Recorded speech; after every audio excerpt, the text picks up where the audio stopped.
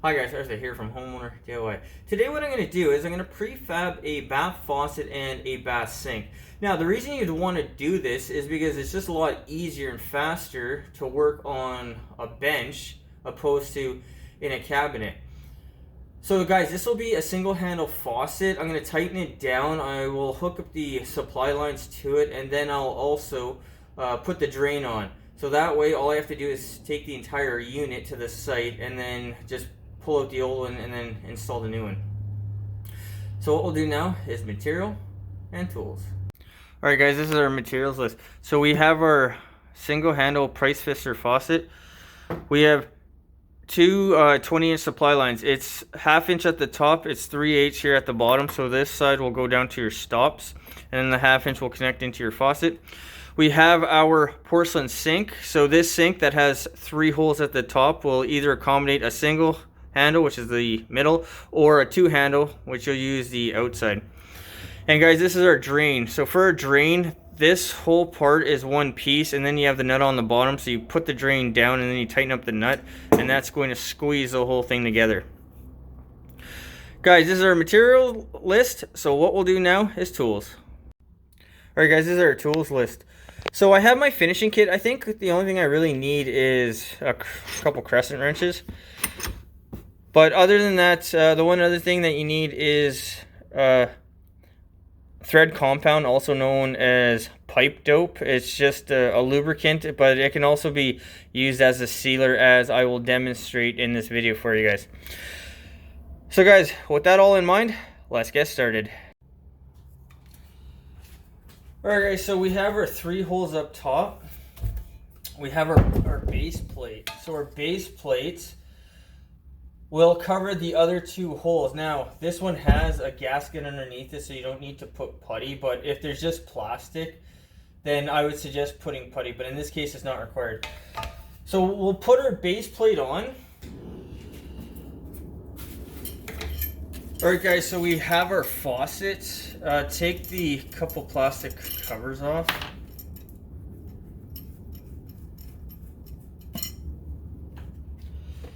And guys, actually it's probably a better idea right now.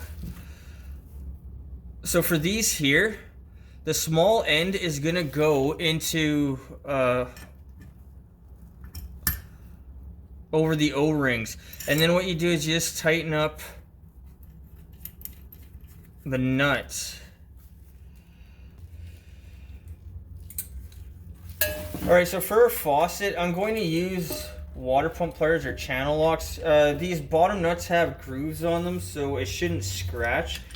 And then guys, always make sure that you back wrench the other side. And guys, tighten it down until it's as tight as it's going to go. Be aware of one thing. You want to hold this in place and you want to turn this. You don't want to turn this, because if you start turning this, then you can possibly twist your line. So by holding this in place, you're going to keep your lines, you're going to prevent it from kinking your lines. And this is not, it's like what, a 1/4 inch copper. I mean, it's soft, it doesn't take that much to damage. Alright guys, so with our plate on top, what I'm going to do is I'm going to put this ring over. Now, it says the instructions not to use this if you're going to use the plate, but I would recommend using this because it has a gasket to go between the two as well. And then all you're going to do is just tighten it down.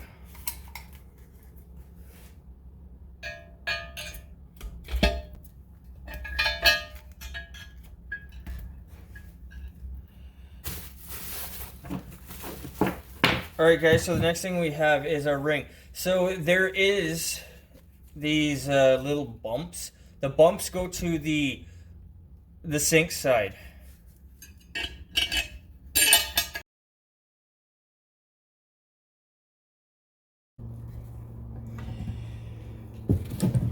Alright, so with that on, what we'll do now is we'll tighten up the nut.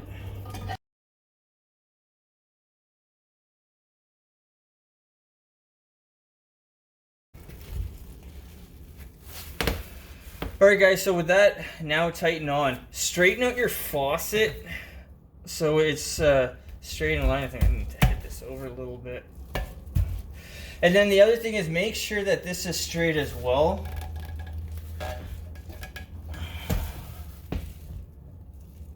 Yeah, that looks alright.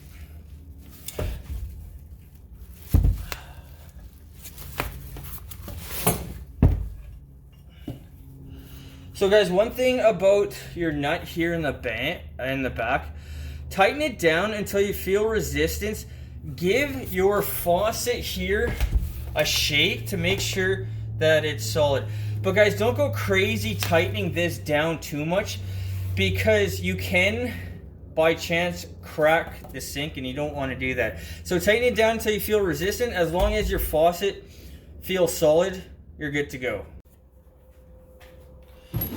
Alright, next thing we're going to do is we're going to tighten on our supply lines.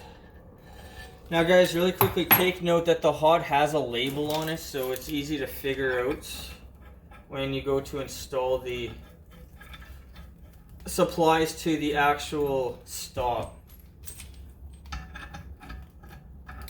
So guys, with this you do not need Teflon tape on the threads. They have rubber on the inside.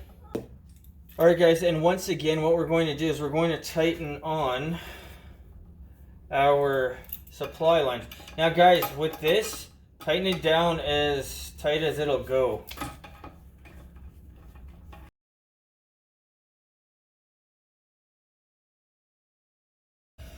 Alright guys, this is our drain. So this drain doesn't have a symbol or anything, so it doesn't matter which way that you install it. But take the foam ring, put it underneath.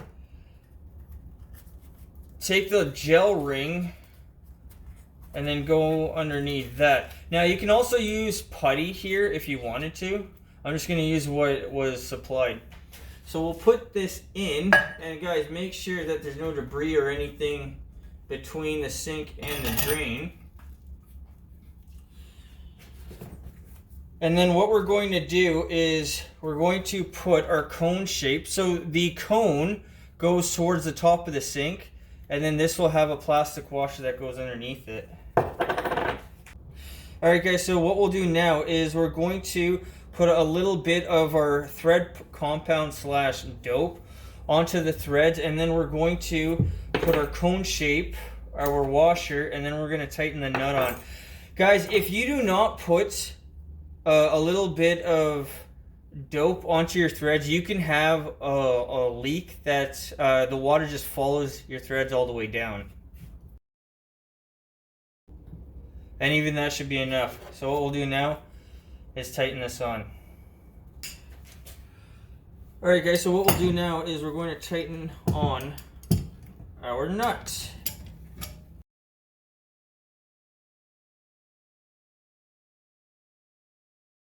Alright guys, with that done, all you need to do now is take the tail piece and then thread the tail piece on. I don't have it here because I don't want to risk damaging the tail piece with it protruding out. But guys, with that in mind, this sink is now prefabbed, ready for install. So what we'll do now is an overview of this job. Alright guys, this is a kitchen faucet that is a perfect example of what happens when you don't back wrench when you're tightening on your supply lines. So your supply lines will thread onto here, and then you have these flat parts. Well, because you're turning in this direction, whoever installed this didn't back wrench it, and you can see how they twisted this where it didn't snap off, but it's slightly kinked. Did this have any bearing on performance? I don't know. But guys, this is a perfect example of what you're trying to avoid when you're back wrenching your supply lines. Alright guys, so that concludes this project. So guys, what I'll do is I will link into the description the 2-handle kitchen faucet I did, as well as the single handle kitchen faucet I did, so you guys can really easily contrast between a single and a 2-handle setup. Now guys, one other thing is different manufacturers will have different methods for their install, so read the instructions. Otherwise, a couple other key things to keep in mind. When you are tightening your supply lines to your faucet, make sure that you back wrench the faucet side, because you will shear off or kink the small little supply lines. If you have a two handle, you don't really have to worry about it because it's so big and strong that you're not going to be able to damage it. But with these small type of supplies off the faucet, it's a different story. Guys, the time on this project, the time was about a half an hour. It took me longer to get set up than do the actual job itself. The cost of this job, everything is customer supplies except the dope and if you use Teflon tape, that'll be something else as well. But guys, I'm gonna call it free. For the drain assembly, if it's metal, you can put thread compound dope on the threads. If it's plastic, I would recommend just using Teflon tape. I've heard with pipe dope, it'll dissolve into plastic like ABS. I've never had an experience like that, but guys, when it comes to a plastic drain, make sure that you use Teflon tape instead of thread compound. Guys, I hope you enjoyed the video. I hope you learned something. I hope something here is going to help you on your project when you need to go ahead and do that. Guys, until next time, please hit the like button, subscribe, and I'll see you on the next project.